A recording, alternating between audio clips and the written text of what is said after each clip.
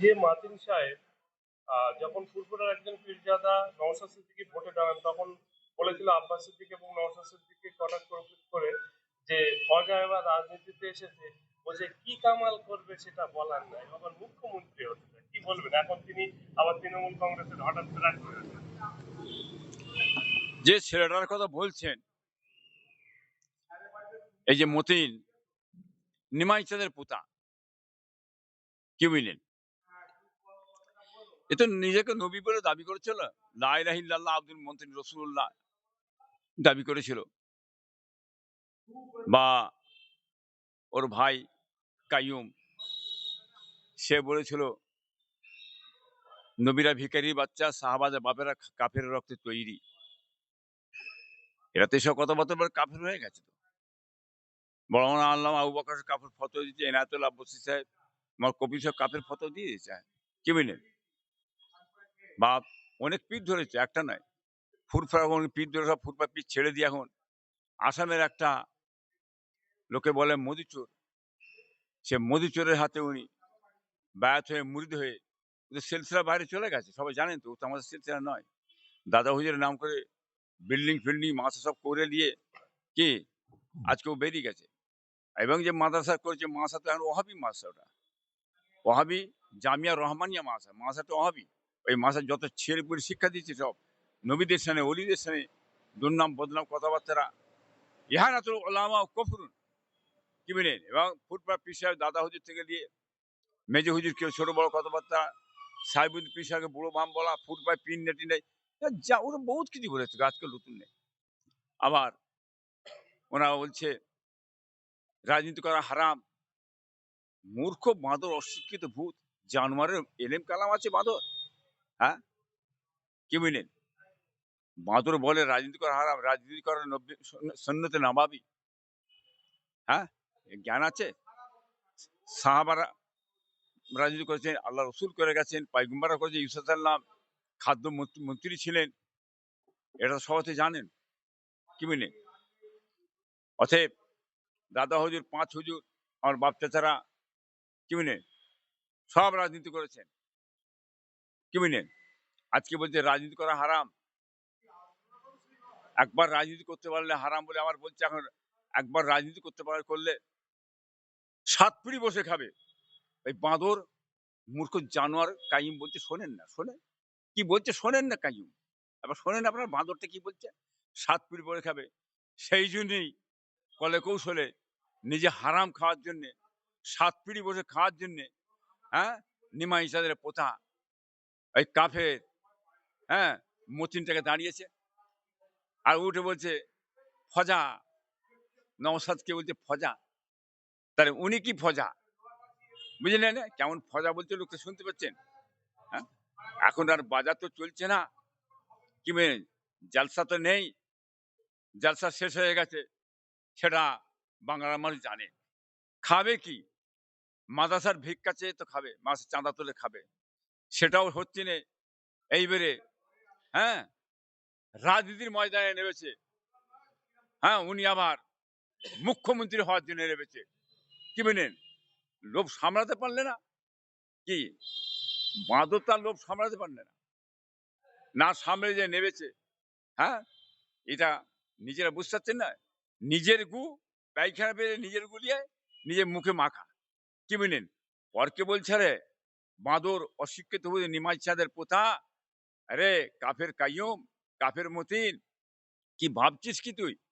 এখন কোথা পড়েছিস দেখ, বাংলার মানুষ তোদের ঘর চেনে, হালুয়ায় নেমেছিস, হ্যাঁ, প্রার্থী হয়েছিস, তারা হালুয়ার মানুষগুলোকে ধোঁকা মেরে কি ছোট বড় কথাবার্তা বলে কি করে খেতে চাইছিস? তোর কি হুঁশ নেই রে জানোয়ার? এই নিমাই চাঁদের পোতা, অকাপ সম্পত্তিটা সরকার মুসলমানদের শেষ করে দিলে, মসজিদ মাদ্রাসা ইসাল সব, হ্যাঁ, খানকা গরিবের সম্পদ সব মেরে ধ্বংস করে দিলে, শেষ করে দিলে। তুমি কোথায় ছিলে? তোমার আন্দোলন হয়নি কেন? চুম্বরে বসছিলে কেন? হ্যাঁ, তুমি তো গোড়া থাকতেই টিএমসির সঙ্গে তোমার দু ভাইয়ের ষড়যন্ত্র তোমরা হয়ে আছো, তোমরা তৃণমূলে, এটা আমরা জানি, কি বুঝলেন? সেইটা পরিষ্কার হয়ে গেল, মানুষ বুঝলে, হ্যাঁ, সকালে বসে সেটিং করে অফিসের সঙ্গে, আর বিকেলে তোমাকে প্রার্থী করে দিলে কি নিমাই চাঁদের পোতা মতিন হচ্ছে হালুয়ার প্রার্থী। আরে বাপরে, কি খুশি রে, খুশি রে। হ্যাঁ, দারুণ খুশি হচ্ছে। হ্যাঁ, বাংলার মানুষ দেখেন আপনারা, এদের ধোঁকাবাজি, এদের মুখটা দেখেন। তো আখিরি জামানাতে শেষ যুগে আল্লাহ রসুল বলছেন একদল আলেম হবে, তারা জমির উপরই নিকৃষ্ট। কি বুঝলেন? কেরাম নিকৃষ্ট, বুঝতে পেরেছেন? হ্যাঁ, একটা খায়ের আর একটা সারার আলেম, দুটো ভাগ আছে আলেমের মধ্যে, একটা ভালো একটা মন্দ। কি বুঝলেন? আর কি আলেম বুঝলেন? নায়েবে ইবলিস। এসব নিমাই চাঁদের পোতা এরা আলেম বলে দাবি, এরা নায়েবে ইবলিসের আলেম। ইবলিসের গোলামতি করে, ইবলিসের তোষামতি করে। কথা বুঝলেন না? এসআর হলো, বুঝছেন না? চুম্বর আছে। তোমাকে দুনিয়ায় কি ঝেড়ে ঝুড়ে খাবার জন্য, হারাম খাবার জন্য, হ্যাঁ, আজকে তুমি চোর সরকার। এই যে রাজ্য সরকার, গরু চোর, পাথর চোর, বালি চোর, চাকরি চোর, এবং মমতা ব্যানার্জি স্বয়ং নিজে ফাইল চোর। বাংলার মানুষ দেখছেন তো? এই চোরদের সরকারের মধ্যে নিমাই চাঁদের পোতা মতিন ঢুকেছে। ইনি নতুন করে আবার সরকারের সঙ্গে, হ্যাঁ, গায়ে গা ঘষতে যাচ্ছে, বুঝতে পারছেন না? চুরি করে খাবার জন্যে। বাংলার মানুষ দেখতে পাচ্ছেন, হাড়োয়ার মানুষ, আপনারা জানেন যে কত বড় দ্বিচারিতা কাজ করেছে, কত দুর্নাম বদনাম করেছে অলিদের সানে, নবীদের সানে। অতএব ভাঙড়ার মানুষ সচেতন আছে। তারা এই মুনাফেক, গাদ্দার, ধোঁকাবাজ, হারামখোর, সোরখোর, এই মতিন, কাইয়ুম, এদের কথা নেবে না। এই মতিনকে ওই হাড়োয়ার মানুষ দেখবেন ভোট দেবেন। একটা রাস্তা আছে, সেই রাস্তাটা বুঝলেন, জানে কি করে জিততে হবে। গুন্ডা, তুলাবাজি, তাদের ঘরে কাছে কাছে দিয়ে, বহিরাগত দল দিয়ে, প্রশাসনকে পাশে রেখে, চুরি করে, লুট করে, হ্যাঁ, জেতা ছাড়া এদের কোনো রাস্তা নাই।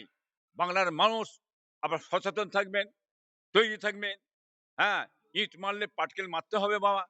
হ্যাঁ, এরা মারবে, পিটবে, লুট করবে। তা যান বাঁচানোর জন্য আপনারা পাল্টা ওষুধ দেবেন, ইনশাল্লাহ কাজ হয়ে যাবে। বাংলার মানুষ চাইছে, বাংলার মানুষ এখন চাইছে বাংলাকে পরিবর্তন করতে চাইছে। বাংলা পরিবর্তন হলে চাকরি হবে, শিল্প হবে, কর্ম হবে, কৃষি হবে, মানুষের অধিকার ফিরে পাবে। এই ধোঁকাবাজ নিমাই চাঁদ, হ্যাঁ, পোতা, এই মতিনকে, এই ভাড়ুয়ার মানুষ কেন, সবাই জানে ও কি জিনিস। তার জবাব আগামী ইলেকশনে, ভোটে এর জবাব দিয়ে দেবে। আর এই কাইয়ুম দেখছেন না কি ঘুরছে, কেমন করে, কি কথা, হ্যাঁ, কি বলছে?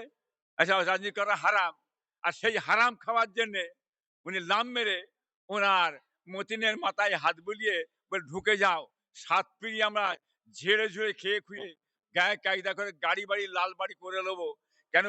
এই তৃণমূল পার্টি চোরেদের সরকারে ঢুকলে চট করে গাড়ি বাড়ি, হ্যাঁ, বিল্ডিং করে নিয়ে পায়ে দাঁড়িয়ে দেওয়া যায়।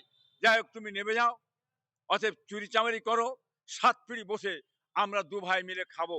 এই কৌশল করে দুজন নেমেছে। বাংলার মানুষ নিজেরা এর জবাব আগামী ইলেকশনে দিয়ে দেবেন।